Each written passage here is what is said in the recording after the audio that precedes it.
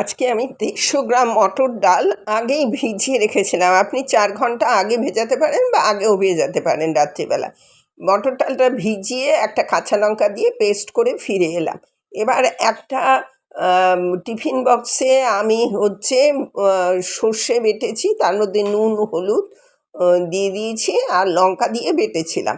এবার সেইটা বেটে এটা সর্ষের তেল দিয়ে মাখিয়ে এবার কড়াতে গরম জল বসিয়ে সেই ভাপাটা বসিয়ে দিলাম। ভাপাটার মধ্যে একটা চাপা দিয়ে দেবেন যাতে হয়ে যায়।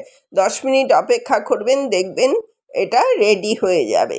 বাই দ্য ওয়ে, আমি নূপুর, আপনারা দেখছেন smile with Nupur and Tania. Please একটু সাবস্ক্রাইব করে দেবেন, বেল আইকনটা টিপতে ভুলবেন আর লাইক শেয়ার করে পাশে থাকবেন। নিত্য নতুন রেসিপি পেতে আমার চ্যানেলটা সাবস্ক্রাইব করে রাখবেন। দেখুন এই ভাপাটা হয়ে গেছে, আমি আবার ফিরে এলাম ঠান্ডা করে।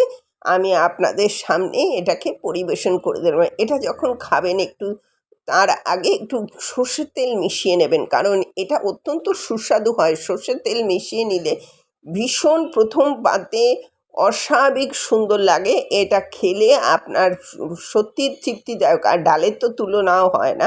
এই রান্নাটা খাবেন আর আমাকে জানাবেন কেমন লাগলো।